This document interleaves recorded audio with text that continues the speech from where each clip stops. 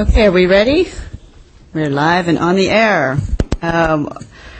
Welcome to the Finance and Administration Advisory Committee. Let the record show that we have Commissioners Yao here in person. We have Commissioner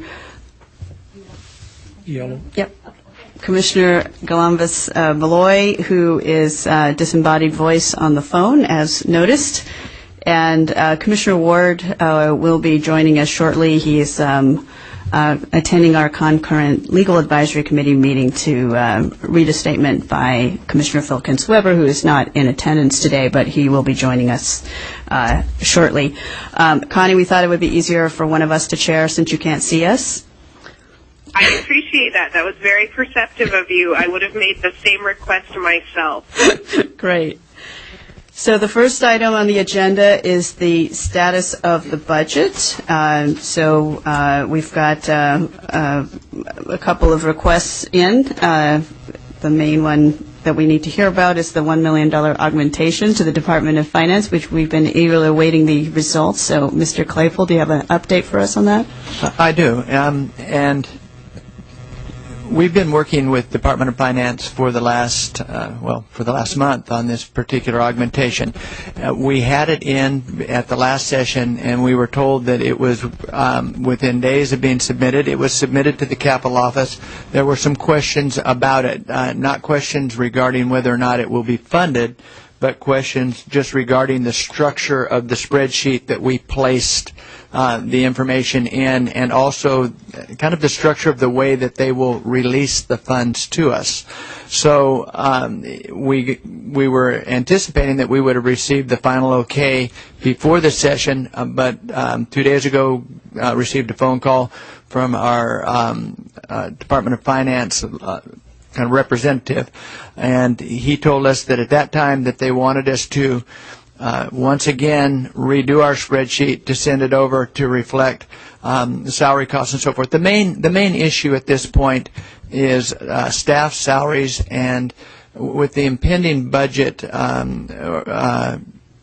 or with the possibility that we won't have the budget signed in time, they were wanting to know our status as exempt employees and whether or not we would fall into that category of employee who was paid once there was no signed budget, just as a pro forma thing, or not paid.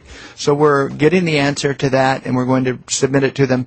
But again, everyone has said it's not a matter of if, it's simply a matter of when the money is released to us. Well, that's certainly good news. I hope, for the sake of the staff, that you will actually be paid if there's no signed budget. We're in favor of that. Do we know the answer to that yet, or are we seeking legal counsel on that, or what? We are. Well, not exactly legal counsel. What we've done is we've gone back to Dora Mejia, the Secretary of State, and in her usual very helpful way, she's trying to find other agencies who have carried the exempt from exempt status that we have. There are very few employees in the state that have this particular designation. So we'll find out what's happened to them in the past, and then they'll simply apply that to us in the future. Okay, so this is non-civil service exempt staff, basically. Right. Got it. Okay, well, that's good news to know. It's not a matter if, but when. We will certainly share that with the rest of the Commission. Okay, so the next item on the agenda is the next stage, which is the budget change proposal. Where are we on that? The budget change proposal, we have written the actual budget change proposal, and we're plugging in the numbers. We need some information from this commission before we go forward with it. And we're now past the point where we can call it a spring finance letter, and we are now in the point where we refer to it as the May revised letter. So we will be going forward with the May revised letter, but we need to know, really, we've had this conversation in the past. What does this commission envision its role being out into the next fiscal year, beyond the August 15th deadline for the maps? And then what role does it envision itself even beyond that? And if I might give two examples. This commission has said that they would like to have an independent review of its performance and of the entire process. So we would envision that as a short-term review that we would do into the next fiscal year and hopefully have complete within the fiscal year. But for that, we would have to look for other studies that have been done to get a comparative cost, and Ms. Davis is doing that with the National Conference of State Legislators and Tim Story. Their legislative liaison, I believe, is Tim's designation. And then we're also, besides pricing that out, we're trying to decide how many meetings would that entail you having. We're not thinking in terms of your role with so far as litigation is concerned, because that would be handled under a different budget. But we are thinking that if at a minimum you would probably return at least quarterly. At a maximum, you might return every 2 months to meet with to see where how the state archiving has occurred, to work on business matters such as constitutional amendment for changes that will make it much easier for the people that come after you, and then finally to meet with who's ever doing this study for you to have input. Now, if we can step even further. There is a role for this commission well into, not counting litigation, which I am confident we will not have, but going forward to 2 years out beyond that. And that is what Mr. Anchetta discussed when he said that there was going to be a study regarding prison populations and how they're counted against the census. This commission may wish to position itself so that it can participate in that study and make a contribution from California. So those are things we've thought of, and now we really need on the short term for you to say, yes, we want the study, and I already know we want that. And then if you wish to also extend the life of this commission into other areas, we will start the budget for the next year starting in August and September, so that we can start putting into place the pieces we would need to have the funding for you. Okay. And for the benefit of the public, this is because the Act actually didn't specify a particular role for the commission beyond the drawing of the maps by August 15th. So, although they gave us all a 10-year appointment, so it's really up to the commission to define what role it wants to take moving forward. So, in terms of action, what would you like to see from the full commission? Do we need to actually, we have talked about the independent evaluation before. I know that there was a question about whether that was already being handled by UC Berkeley. Did you guys look into that some more?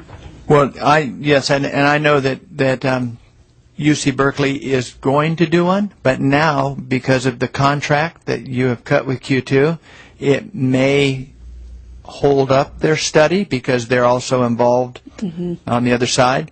So I would say, in light of that, this commission should have its own study and conduct its own study, and also it gives you control, if you will, over the presentation, which I think will be important.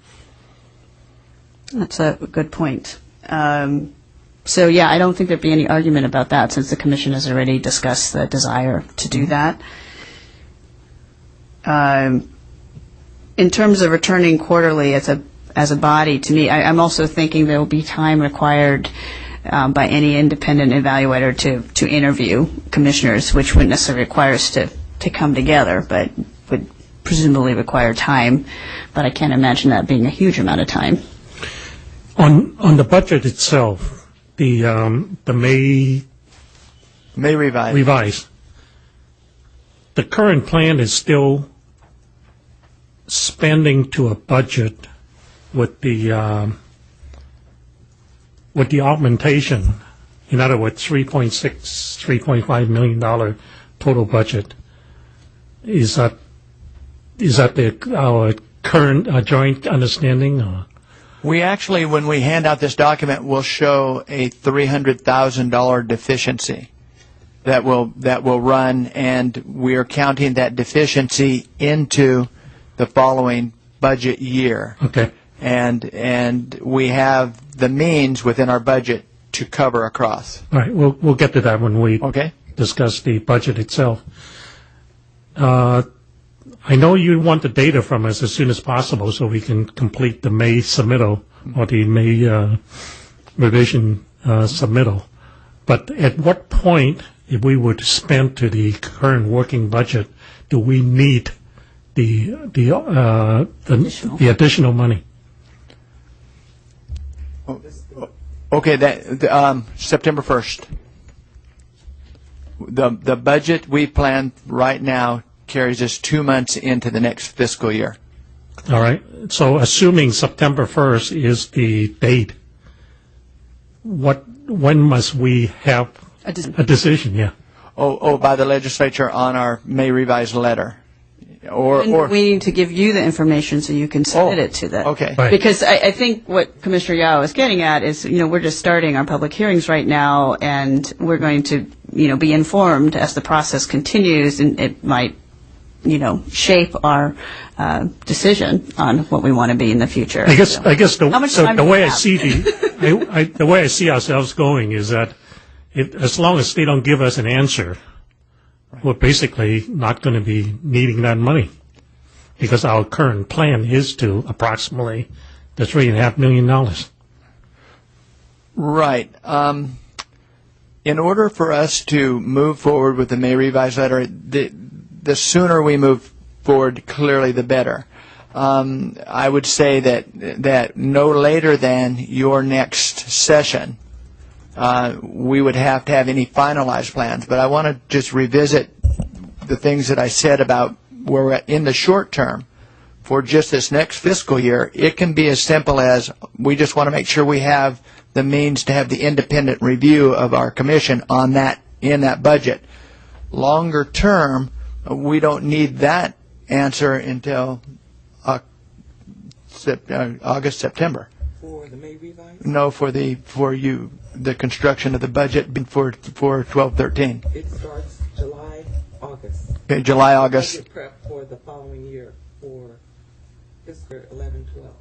It starts in August.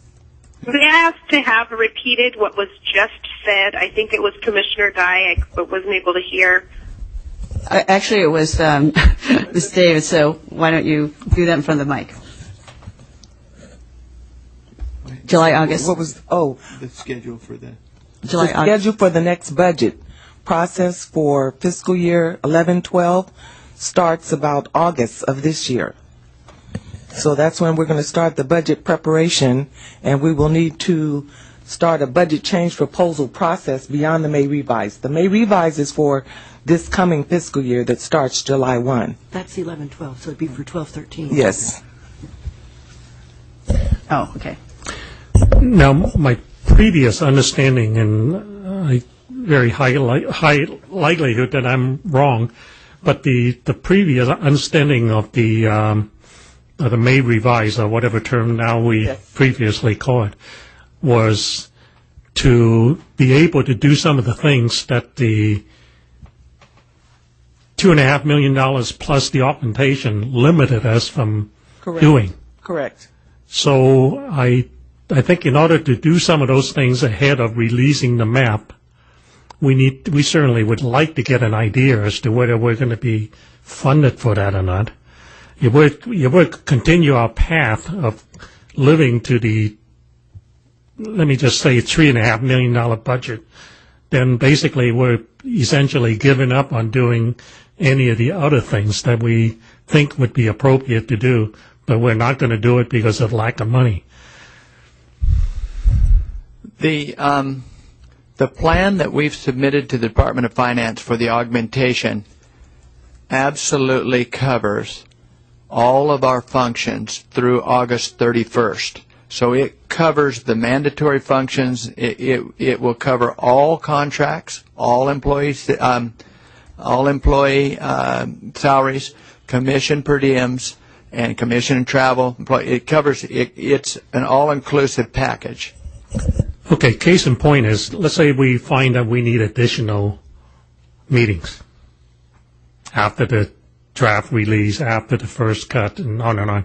We just have to hit, just as an example, another 10 cities. Okay, so clearly the current budget won't cover that.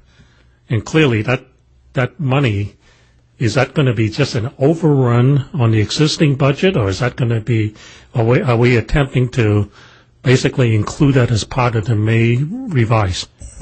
Well, if we go to 10 cities, then we start stripping out other parts of our budget to cover it. So we can't afford another 10 cities, but what we can afford to do is to cancel our communications budget. We can't afford to possibly restructure a portion of our contract with one of our contracts. I mean, we can maneuver within the amount of money that we have, but that's all. Yeah. Okay. All right. So our drop dead date in terms of having all the numbers to you so that you can submit the package so that we can get funded on 1st of August is September 1st. September. No. To get funded on September 1st, you mean? The latest number I heard from Ms. Davis was 1st of August. Okay, so we have let me clarify, we have three things going on. The drop dead date to give us the information we need for the May revised letter so that we can be funded from September 1st on. Correct. Is the next session. And the next session you're defining as? Long Beach. Long Beach, okay. Okay, so we would need that information then to get the money through the end of the fiscal year. All right, so clearly between now and the completion of the next session, we need to have an item on the agenda to decide what are we going to do when we grow up and on and on, right? And we can certainly spend some time today discussing it after we look at the Right, well, it budget. clearly is not the highest priority right before the public meeting, but it certainly is getting up there because of the time schedule. Okay, thank you. Commissioner Galambos-Malloy, do you have any questions? No, I appreciate the recap of the dates. My thought on this, on regarding just the longer term role of the commission, I guess I'm looping back to how the conversation initially opened up, is that it may be useful to pose this as a discussion or informational item. We report back and allow the commissioners a chance to, if they have immediate perspectives on it, to share that, but also just give them a chance to really mull it over between now and the Long Beach meeting. I do think it's a pretty, the question has large implications for the role of the commission moving forward, and so I don't think that it's something we're going to get to an action point on in any one session, but perhaps over two. I agree. I think that in our report back, which I'm hoping somebody else on the committee will volunteer for, that we put that up as an item for the rest of the commission to consider and present this information to them. Okay. If I might, just the only other thing I'd like to just add to the discussion is that we're going to have the May revised letter pretty much done by the time this next session comes about. I think that it's sufficient for us to know that you absolutely will want the review, and that's the one that would occur in the next fiscal year. So we're going to be working forward so that we can put it in very quickly after that. I think that's a reasonable assumption. I think that the commission had already expressed an interest in doing that. We were just trying to figure out the best way to do it. So, and then the only other thing I would ask of this advisory committee is if there were one of you that we could work through on this particular issue as a lead, so that we could have it structured to the point where if you and the next chair and vice chair were happy with the product, that we could just move it forward in the interim and still have the discussion about where we were going in years past later. okay, so this would basically be for the next fiscal year. That Exactly. okay. Yeah, I think whoever's the lead from this meeting on can work with you on that, so we can just decide that before we leave today. Okay, great. So I guess we would like to look at some actual numbers now. So if we could pass those. And from here on out, we've passed into the realm of Ms. Davis. And Excellent. Make sure she has the mic. Okay, thank you. Is this on? Okay. So Connie, do you get the handouts? I do. I have all of the same documents that you have in Sacramento. Okay, you probably Great. got them before we did. And And those all of this, documents are posted. and they're all posted under meeting handouts on the website. Yes. Excellent. Okay, Okay. take it away. Okay. The first spreadsheet that you're taking a look at, what I've attempted to do, this is a document that you've seen before, and I've stripped away the fiscal year 2011-12 so that we can just work off of the This year. budget that we're working with through August 31st. Great. These categories, what I've attempted to do is fine-tune them as we've been putting together the office, creating the tracking documents. Let's see.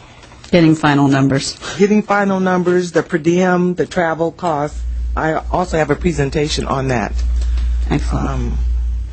This is also the document that if you go to the final page, it indicates the 3.8 million with that 300,000 deficiency that we spoke of a few moments ago. So that's the 300,000 that kind of runs July and August, essentially, right? That would. Yes. Okay. Since this is the first time we're seeing it, do you mind just running through it? Sure. At the top, of course, is the $500,000 that we lifted off the top for the Bureau of State audits, and the Secretary of State's office also had $125,000 of their costs included. Now, the various categories, including operating expense and equipment, we're still developing as the costs are coming in. The purchase of software, the purchase of other minor purchases, but they're not in this document yet. They're not in the document in the sense, this is the actual budget, though, right? Well, originally it was the actual budget, but as this is my working document, I've been including items that are for final costs. I've got the salary costs included. We have overtime included, but it's... Let's just, I'm not focusing so much on the number itself, Okay. but in terms of trying to understand what I'm looking at. Just take the second highlighted number, operating expense and equipment subtotal, okay? Yes. The $27,060.07. Is that the same number that we had It was in our last month? It was close to the same number, right. It's been adjusted. There was $1,100 up there for the Bureau of State audits, and I've included that into that number. At the top of the page, for the Bureau of State off, there was some moving costs. Document. Okay, I didn't bring it with me. Commissioner Yao, can I just pause to have confirmation on which document we are reviewing right now? It's called Projected Expenses, Citizens Redistricting Commission, and it has two columns. It's a 3-page spreadsheet. That is the one document that I was not sent. I will keep an eye on the website to find out when it's available. Should be posted now, right? Yes. Yeah, so just double check, look on meeting handouts. Yeah, it's not up there yet, but I will keep my eye on it. It's the one that looks like a budget. So my question is, in the original last version of the budget we saw, that category was 18,000. That category was probably close to the 27. There was an adjustment made adding $1,100. Well, the last copy I have says 18,000. This is the one that was handed out. Did we think that for total balance? Well, this one is the working document that Yeah, I used. I don't have any issue in terms of working with the latest projection, Okay. but I think to keep things simple, we need to reference the very last document that we all saw so that we know and understand The differences. the changes from month to month as far as budget is concerned. Okay, so that I kind of add some clarity to that. There have been 3 documents between this one and that one. All 3 of them have been changes that have been sent to the Department of Finance to restructure the numbers in the format that they wish to have. So Right, that's fine. I'm not trying to modify that particular process, but the way I see it is This is what we the three have we been. approve the previous budget that we discussed, and so any changes, and I do expect changes to take place as a function of time, and I'm not suggesting that we do anything different than what you're doing, but we need to somehow Understand them. start from where we left off, and you take us to where we are today, okay? Okay. Because constantly referencing a new reference is Sure. difficult. Okay, thank you. Okay. So I wonder if it would be, do you have a copy of this? This was the last copy I that don't the have public received and that we, as a committee, received. No. Let's see if I have an extra one. So I have multiple versions too, Okay. but they preceded this one. Okay. Yeah, let's don't deal with that this time around. Let's just go ahead and work with the Okay. copy that you provided to us. So all I'm saying is that the original one we had was 18,000, and for your reference, it was 8,000 for phone and data lines and 10,000 for office supplies for staff. Now, I understand our staff has increased, Yes. so that could be an easy explanation. I'm not sure, and maybe I can. Let's don't reference this document anymore Some of them today. are actuals and some of them. Otherwise, How can you not? So let's assume that there was a number used per person, and Yes. since the staff has increased, this number has increased. Right.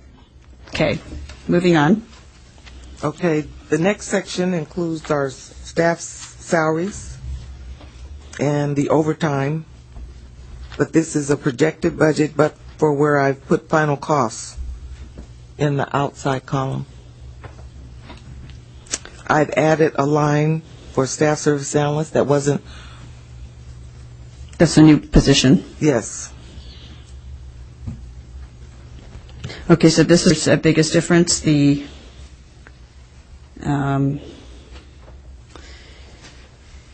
priest for, and now it's 620,000? I'm not sure. Pardon me? No. So I'm just trying to see where the differences are. Get that copy. I'm sure there are, but like I said, there's 3 iterations between.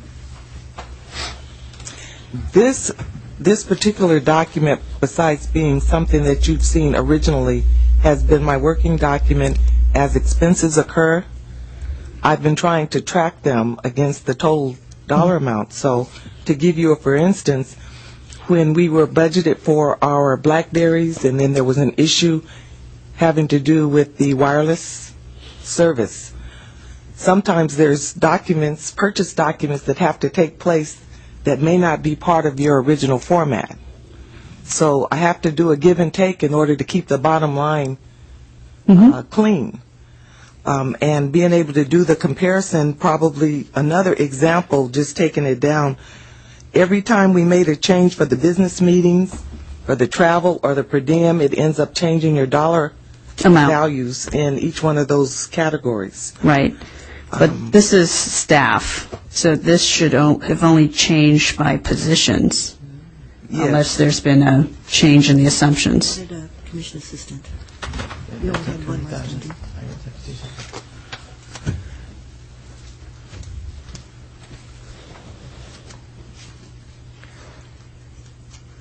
Yes. I don't have that. Commissioner Guy, why don't we maybe before we get down to the details by each of the subcategories, just look at the bottom line on each of the major categories, and then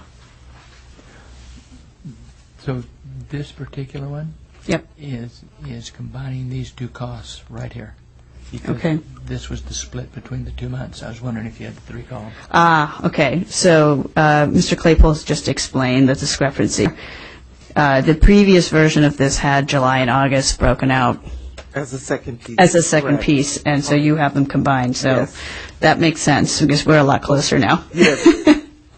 Great. There we go. That helps. Okay. So I think otherwise the numbers are pretty close if we Okay. do that addition. Okay. Let's Okay. keep going. On the per diem, we made changes based on the number of events or meetings. So we projected out the per diem for those days. Mm-hmm. The same with the travel. Okay. There shouldn't be a lot of difference between those two. Now, under staff travel, that should be the same, but for the change in the public input meetings. But I've also added a line that doesn't have dollars on it because we have other staff travel that wasn't part of your original budget that was approved. I haven't inputted any numbers yet, but I do recognize that that's going to be a cost. Okay. So that doesn't have a number. The business and business meeting expenses, we're still working and developing the contracts for things like the videographer and the stenographer. Mm-hmm. The same. May I ask on the videography, do you have any ballpark numbers that you would like us to be aware of? I imagine 0 is probably a low number. Absolutely. We're working on a contract for about $75,000 for the videographer. Just a note to the public that we've confirmed that the spreadsheet is on the website under meeting handouts. I have the spreadsheet. Excellent.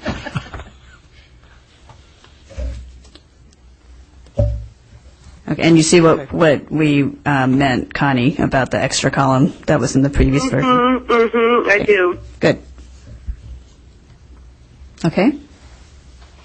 Okay. A lot of the, we have videography split on this budget in several different areas. Yeah, I see that. So part of my issue is trying to put together a format as these contracts or purchase orders or whatever comes to fruition, but it won't match up with the way this format is. Right. As an aside, there's also an issue when we actually go pay the bills through the Department of General Services, the format that I get is not this format. Mm-hmm. So we're trying to work through trying to figure out a format that works for the commission as well as the actualities of how these expenditures are being either put together as purchase documents or how they're paid. So in a normal business budget, there are codes. Yes. That would assign. In a normal budget, other state budgets, there's a format. General expense, out-of-state travel, in-state travel, equipment contracts, internal, external contracts, and this is not the format for which we started this process with. So, It has all of the same pieces, but they're not in the same format. and are these the changes that the Department of Finance has asked for? No, they're actually trying to work off of the document that we've been working with. But in actuality, once we start the process for the next year, the format has to be more in line with the way the governor's budget presentation shows all department budgets.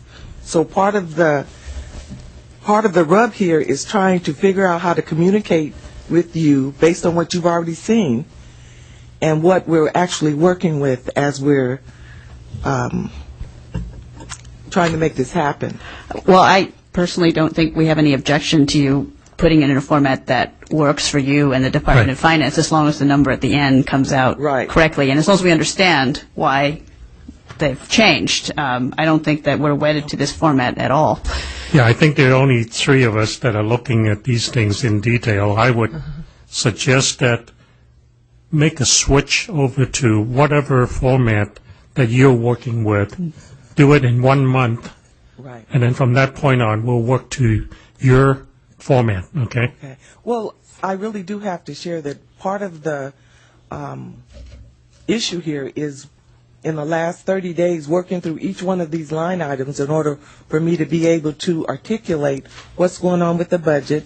In the last 30 days, we've also put into place processes that allows me to track the contracts that people are putting together, the purchase documents, the per diem requests. All that has been in process while I've tried to stay married to something that Doesn't work it for you. looks like. No, it doesn't work for me, but it does work from the standpoint of me trying to maintain the integrity of how much money I'm going to have when it falls off the bottom. So I apologize for the format. We did make an attempt to do a side-by-side comparison, but those variations the variance is so great between the line items, we would never get through that process. Commissioner. Commissioner DiGiulio. I'm just going to pipe in real quickly here because you're right. Probably I'm not one of the three that's looking at this in detail like you are. But I found that the way it's been presented has been very easy for the rest of us to follow.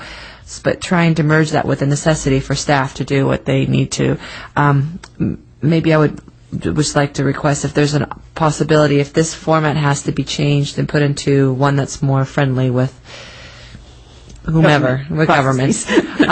If we could at least have an idea of if this section gets merged into one line, we'll know what your process was for merging areas of our budget into what you need for the government. That way, it'll be easier for us to understand that you've combined these areas and it's being reflected in this number. I think whatever's easier for you to move forward, but with the understanding that would a guide, a legend for us. When you do the translation, just explain the translation. For example, to me, it doesn't necessarily make sense that we have videography split up in 3 categories. I mean, if we have a $75,000 videography contract, that's all I need to know, that we're going to be covered for videography.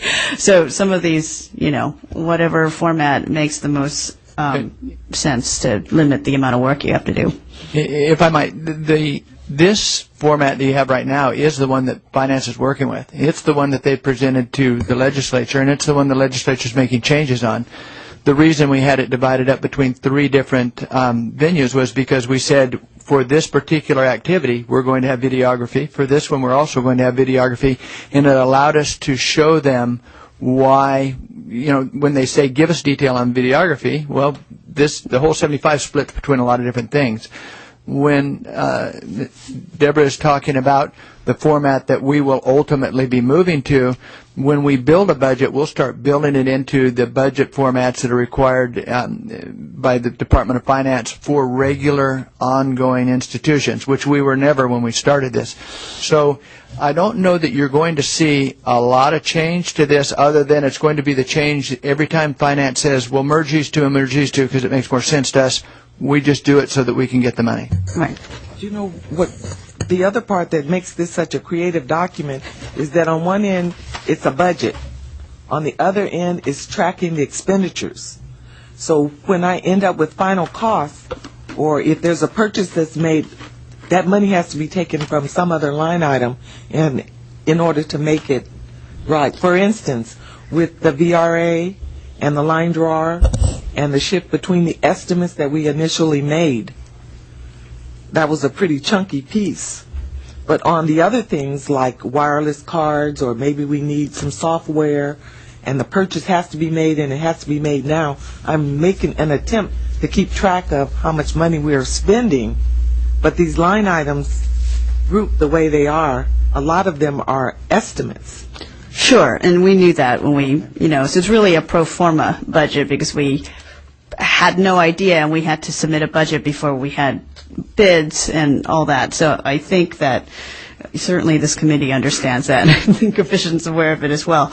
But just to reiterate Commissioner Yao's point, though, I mean, whatever makes this easier so that as long as we can make sense of it and understand, we know we're moving money around, and to some degree, it doesn't matter, right? I mean, as long as we get the final number approved and we come in under that, we're good. So we know we're making trade-offs every time, but we just want to understand how that's affecting other parts of the budget.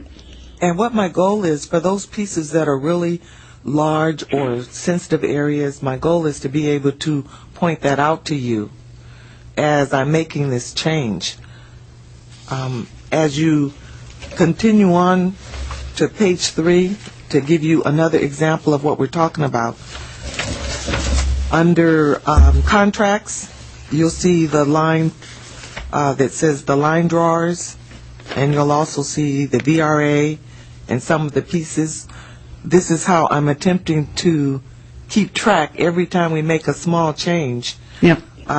Even the service orders, there's some staff on those $5,000 contracts. I've tried to group them all together and pick up the final costs on them, but still keeping the bottom line within the 3.8 or 3.5 that we're working with. So if I understand your code on this, final cost means it's done, Not a it's bill. spent, it's actual. It's actual. And then most of these other numbers are projected. They're still projected, correct. Okay. And yes, let's see some other things. And that's basically where we are. Okay. All right, so in your own word, the $300,000 bottom line differences between the last plan and this plan, or the last budget and this budget, what are the 3 top drivers? 100,000? Previously, we had a $3.5 million budget, right? Mm-hmm. And this time, we're looking at a $3.8 million budget, so the discrepancy, or the difference is it's $300,000. In the last budget, we had deferred our contracts into September and said that we were relying on getting a budget in time to catch up with paying those. In this particular one, we've moved them in because the Department of Finance said you cannot account for them that way. You have to account for them so that you have a plan to pay for them. And at this point, it showed as a deficiency, but we have a way of moving to that. As we get towards the end, we will have a methodology for moving to those funds and to pay those contracts. All right, so there's actually no growth in the budget. It's just a matter of moving the money from next year back to this year because of the... In the one that you're looking at, if you look at the contracts for the line drawer, actually all the contracts, you're going to see a statement that says deferred at the very end, where we were deferring those pieces into September. They've been moved back in. That's what drove the number. Okay. Good. Thank you. So basically, outside of some of the changes we had to make last time, for example, the personal services agreement for Gibson Dunn, and some of the changes reflected in the meeting schedule, there are not any significant changes in this budget? No, but it's important to know, particularly with the Gibson Dunn, we expect to recapture that $5,000 from their contract. Right. Otherwise, it would be an illegal contract. So there's an expectation that we will return that fund from there, and we are confident. That's personal services contract's been a very useful tool to this commission. Yes. We use it quite frequently. So we continue to use it in that manner, and as we move towards trying to once again get delegated authority and to get our Cal cards.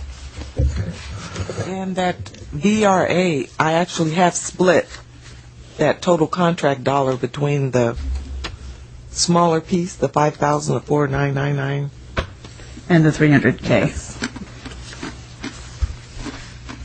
Okay. If you, And when it's a contract amount, it of course means that's if we spend that much. It's just, Correct. it's an authorized amount. correct, except for where you see the final, oh, you're speaking of the contract amount, correct. Mm-hmm. Not to exceed, basically. Right, got it. And the pending means that I haven't yet seen the contract for it, but I know that I have money earmarked. For that, Yes. okay.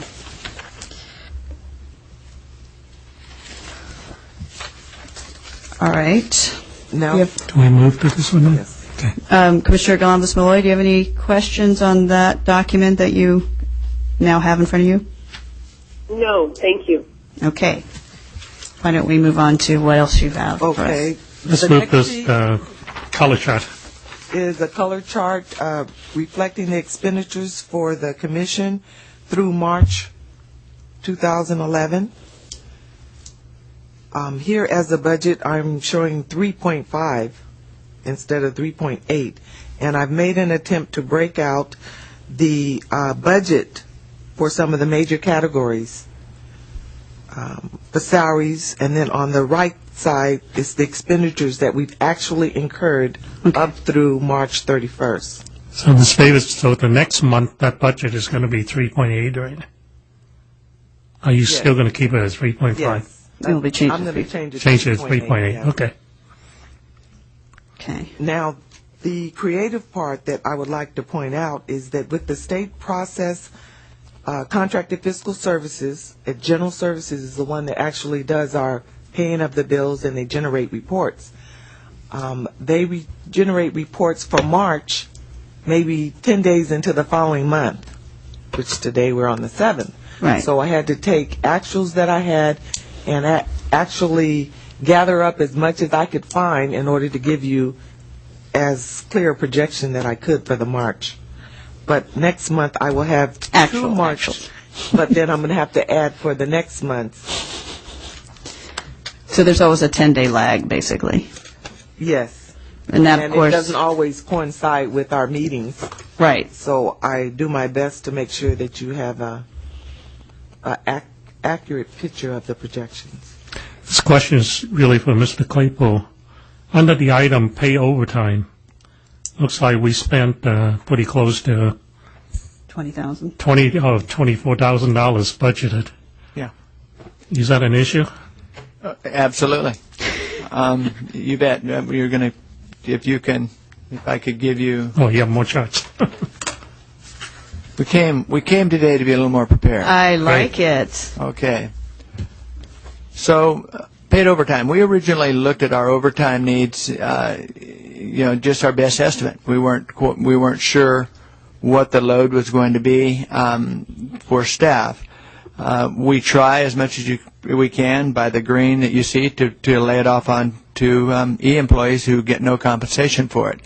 Nevertheless, we are running a lot higher overtime than we had anticipated. A lot of that has had to do with the unanticipated removal of CCP, because those original overtime hours were projected before CCP was taken out of the equation. Right. We will ultimately, we talk about the shifting of dollars between areas. We're going to have to shift dollars between some areas to cover future overtime needs, because your staff, when they're traveling with you out in the field, and any time this commission comes to town, run us into 12 to 14-hour days.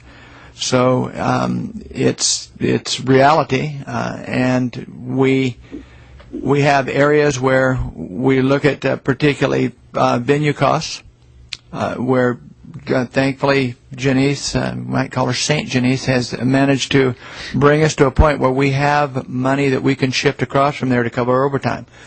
But that is, again, always living within the budget that we have, because we're not going to get any more until September 1st. All right, so go ahead. Go ahead. Connie.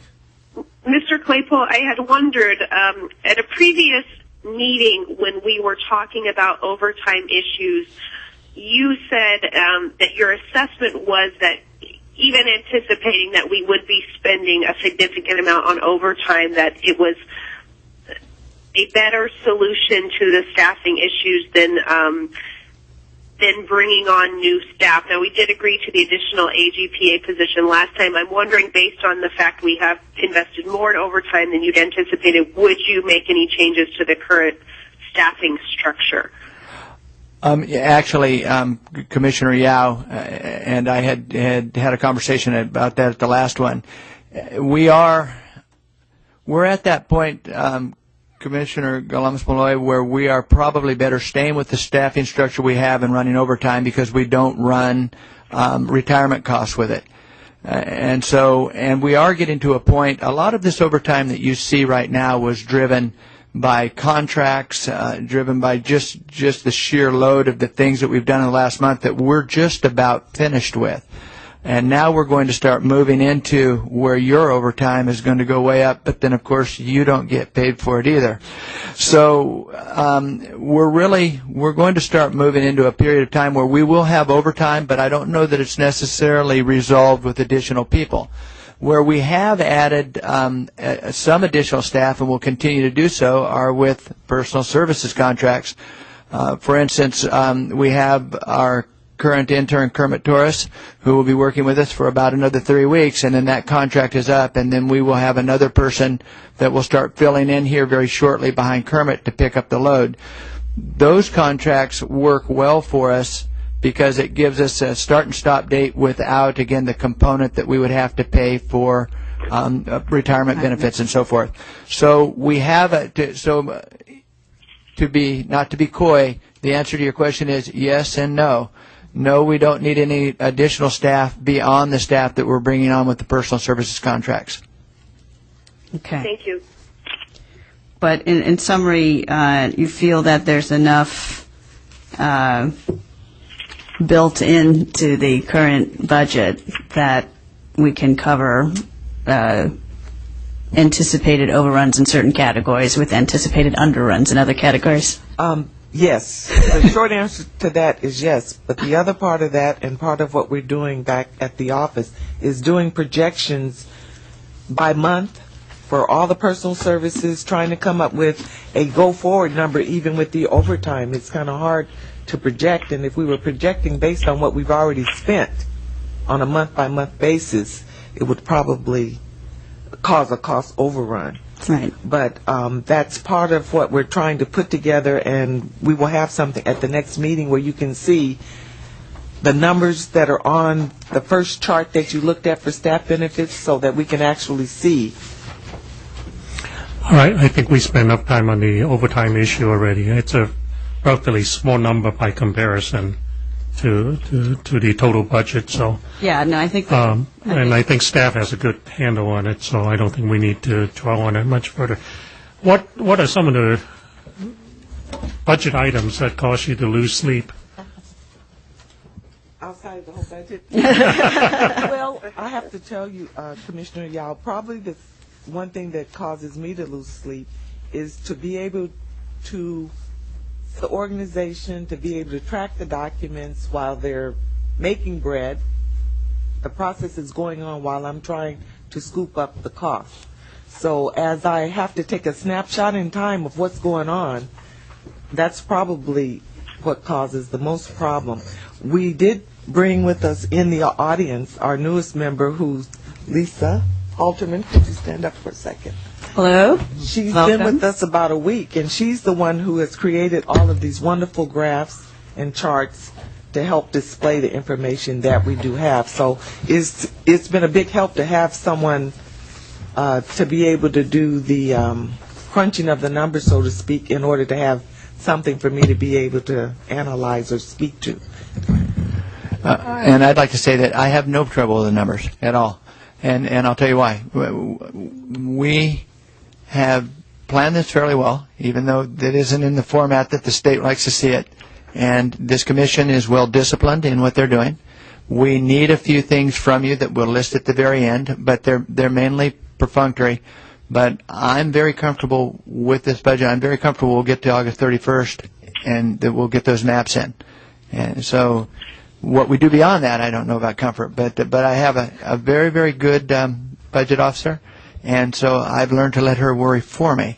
Excellent. I see she's gained some white hair since the last meeting. So, Mr. Claypool, you're sleeping well, I trust. I'm sleeping well on the budget, and we also will have to confirm Lisa, because we have, rather than using her in original capacity, we're going to move her into an SSA position. So that's something we would like you to take under consideration. We'll pick that up under staffing and personnel. So let's go on to the next handout, which is a Commissioners per diem. This committee has been asking for a while to take a look at our per diem because we did not want to put staff in the position of policing the commissioners. We feel that the commissioners should police ourselves here. So please let us know what we're looking at here. Okay.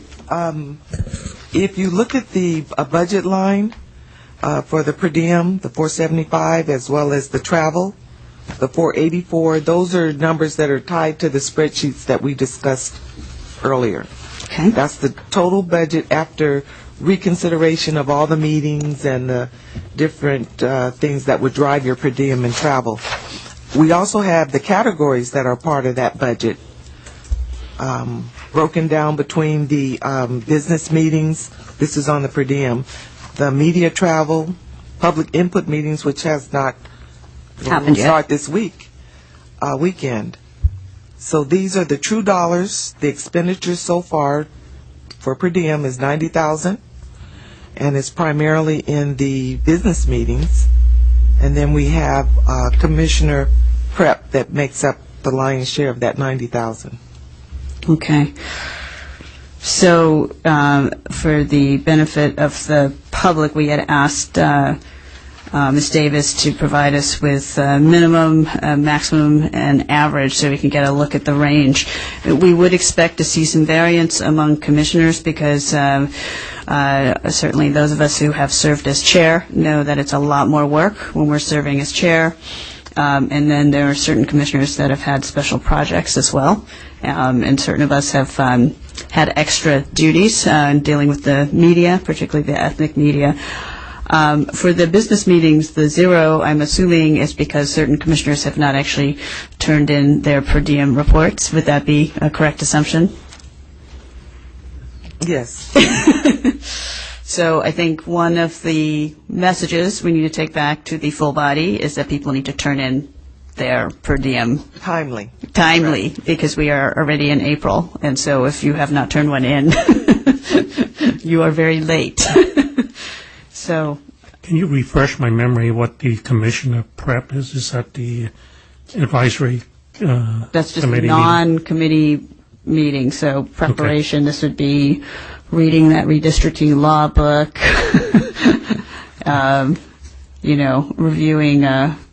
Reviewing the policy manual, which has already been changed. I assume it's everything else, right? It is, and it was also the on Commissioner Raya's motion and your second, a 6-hour incremental policy. So it carries that, and we will be asking for a little more detail in that, just so we can put it into policy, and asking also for some coding so that we can put the per diems in the right place, particularly for travel and for activities. I understand that some commissioners have been less than detailed in their reports, so it was hard to figure out how they were spending their time. So I think I heard there were some descriptions were just commission time, which probably is not particularly helpful in terms of coding. So I think one of the recommendations we will take back to the full commission is to be specific and to remind all the commissioners that that everyone should expect that this will be part of a public records request. So how we spend our time is open and available to the public, and that you need to be specific if you're going to claim time.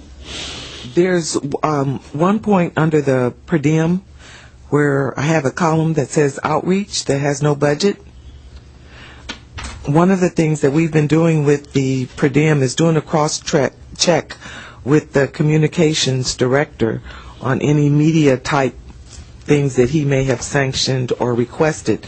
To the extent that it falls under the media, then we'll place it there. But if not, we created another category called outreach. And one of the things that we ask that you let us know, because that's burning the budget. Okay, so let me understand. For example, I just spent a day with the Chinese language media, and I will indicate so in my per diem report. But that you're saying that would be counted under outreach. It would be counted under outreach. Could I ask the circumstance under which you had that appointment? Was it something that you worked out with Rob?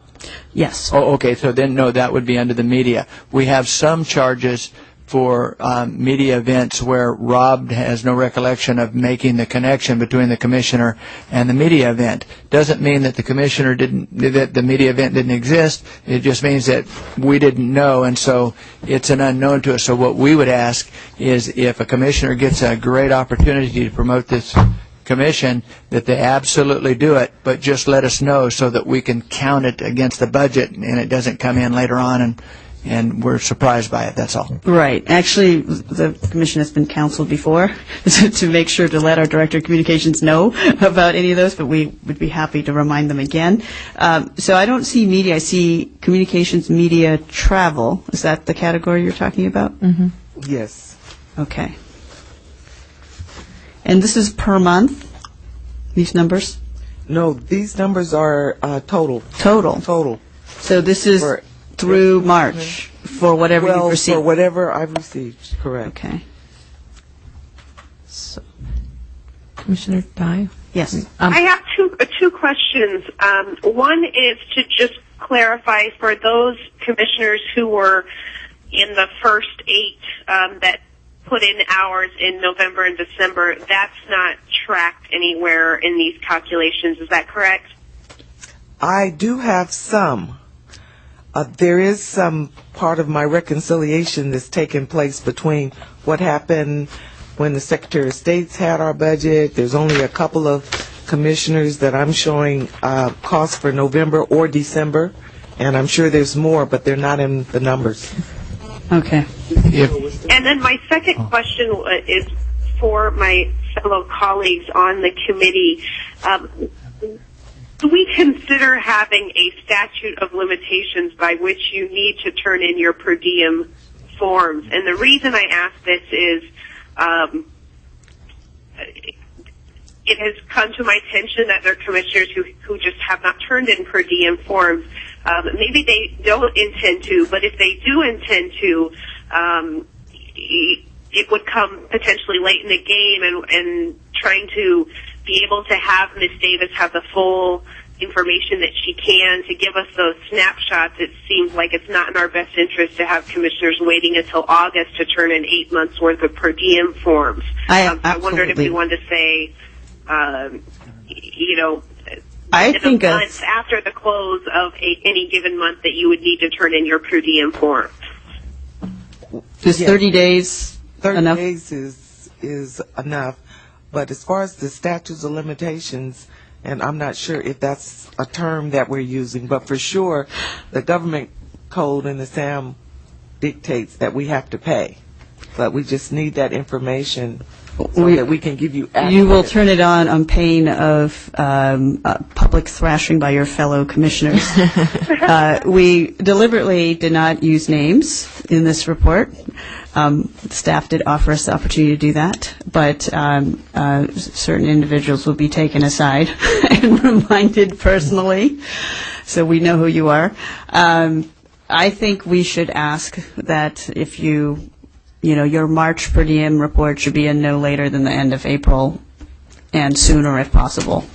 I believe having a policy is a wonderful idea, absolutely. But we will have to give you the State Administrative Manual's statute of limitation on the actual payment, and because it's governed by state code. So I think we could be responsible citizens here and try and make every effort. I think maybe a friendly reminder blast a week before to every commissioner saying you have 1 week. I mean, that might give people a little reminder, but I think that's an excellent idea. Let's have a reminder that goes out. The only reason I mentioned the State Administrative Manual is because they give you far more than 30 days leeway. So you're more effective. We have a Sure. limited life as a commission, and as Commissioner Galambos-Malloy pointed out, you really could get in a situation where people don't turn them in until the end, and that truly impacts the accuracy of the numbers. Any of our reports and how useful they are. So correct. And may I actually have I just have another point about this, if it's a good time to move on. I was curious, kind of going back to Peter's thing he likes to talk about, Commissioner Yao, about our burn rate, so to speak. I see that various levels of percentages used at this point, and understanding that we haven't started public input hearings, and we've been predominantly CRC business meetings. I'm wondering, based on how many business meetings we've had and how many we anticipate having, we're at a 72% burn rate so far. Are we on track for the remainder of our? If you took the whole total number of our business meetings, and how many business meetings have we had so far? Are we around 72% business meetings so that our per diems match up? Or are we? I'm not. No, I don't have the specific answer to that question, but to the extent that our meetings are set up where we've combined business meetings and input meetings, that's going to have an impact on you not seeing the growth in your business meetings, but the expenditures will show in your public input meetings. So that's a good point, though. When we come to those days where there's both a public input and a business meeting, I'm assuming that's just, we're not doing 200-300. Correct. We're doing one wondering big. On the previous document that we had reviewed around expenditures, would it be possible for the addition of a small note as to the percentage of the total that we have expended to date in addition to the actual dollar amount? I'm sorry, I missed the first part of your... It's in the projected expenses document. I believe Commissioner Galambos-Malloy is requesting a similar analysis here, which is the percentage used. Because right now, all we have on this is we have final cost if it's done. Correct. And then we have basically a combination of actuals and projected for each of the other categories. So I agree, it would be helpful to see what's actually been used in each category. You can do that. Understanding, of course, that the budget number may actually change as well, but the percentage will change then too, so I don't think that's a problem. As we are going to, I'm sure, reallocate and tweak this budget as we go along, but at some point we want to see where we're under and over. Pretty much the per diem as well as the travel, we've been tweaking that pretty good every time we started setting those meeting days. So we've counted off on a calendar how many days you're going to be meeting, how many input meetings by commissioner, and we've probably got numbers in here. If all commissioners aren't going to be there, we've counted that in the total, either for per diem and or travel. Okay.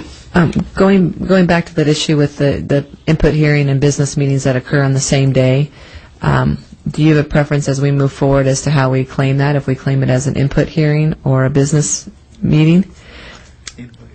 Input because of where we are. Yeah, we have a lot more money in that budget. And I'm assuming that even though the input hearings, this is for the public as well, even though the input hearing is just 3 hours, our threshold is 6 hours or business, but we will be traveling to these places, which will be an additional 3 hours. We'll burn 6 hours by the time we're done. So I'm just letting the public. that in. Okay, so in the future when it's a business and input, we'll just put input. Input. Yeah, and I think, again, if you look at the other document, the other graph we have here, and you look at how much we spent, you can see we have nothing yet on the line draw and the VRA, and and the commissioner per diem, it's only a little bit, but we're going to be burning a lot of time moving forward, so it kind of makes sense that some of these are lower right now, but they'll accelerate quite a bit in the next couple of months. So, I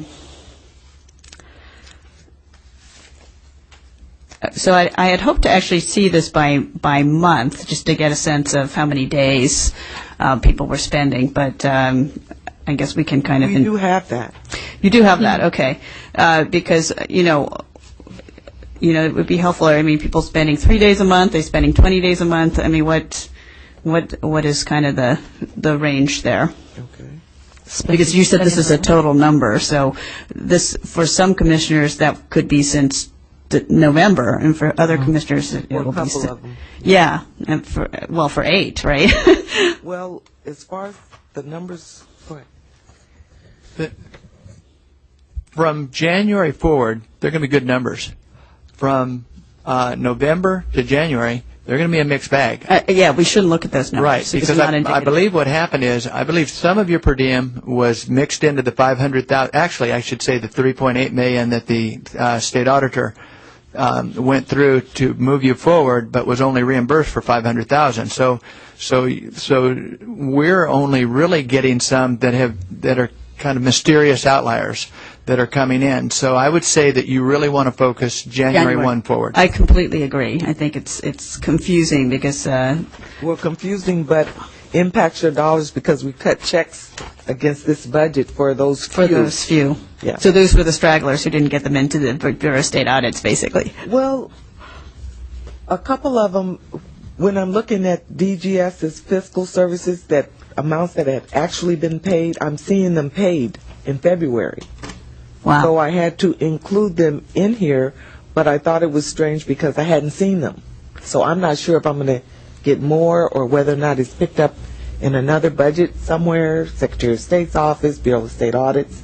And so that's part of our research of trying to gather, because we've had these pieces and parts of the budget. I'm trying to gather all documents out there, and it's been quite a hunt for that to make sure that we're whole. Well, I think the purpose of the analysis that we were trying to get at is I know that Mr. Claypool, before you came on board, was trying to use an estimate to calculate what the projection should be for the commissioner per diem, and I had suggested, 150% of the actual number of meeting days, just as a running estimate based on my own experience. And I'm just curious if we're coming out okay. I do see moving forward that there potentially might be less prep time required, there might be more media time required, but a lot of our work will be at our meetings, and there won't be a lot of work outside of the meetings. We will be directing the line drawer during the meeting and listening to public input during the meeting, so it might correspond very closely to the actual number of meeting days versus time outside. I just want to make sure that our projection is on track. We actually used your projection, but remember, it assumes 14 commissioners at all events. So of course, there's some fall-off there too. So we have a little bit of fudge factor. But it's a very strategic estimate. So right now you still feel comfortable because we know we have 67 days of business, of meetings. And then, like I said, there are some of us who are doing a lot of media events outside, but I don't think it'll be a lot more than that. Commissioner Yao. Let me make a suggestion on this column called outreach. Yes. Let's don't do anything with what has happened in the past, that 40 days, roughly $1,200. But from moving forward, let's don't put any more expenses under this column called outreach. In other words, define it truly as whether it's a media travel resulted in that per diem, or define it as public input or something else, unless, in other words, I don't want the outreach to be a catch-all category. It's not, I don't believe, right? It's just media events that were not arranged by our Director of Communications. So these are events. Well, it's okay if somebody went to a media outreach, but if that's what it was, put it under the category called media outreach and not create a category where I really don't know what it is. I think I understand the dilemma, and perhaps the solution is to simply notify the chair of the Finance Administration that we have this unrecorded or unannounced meeting and that we need to continue, but make sure it's categorized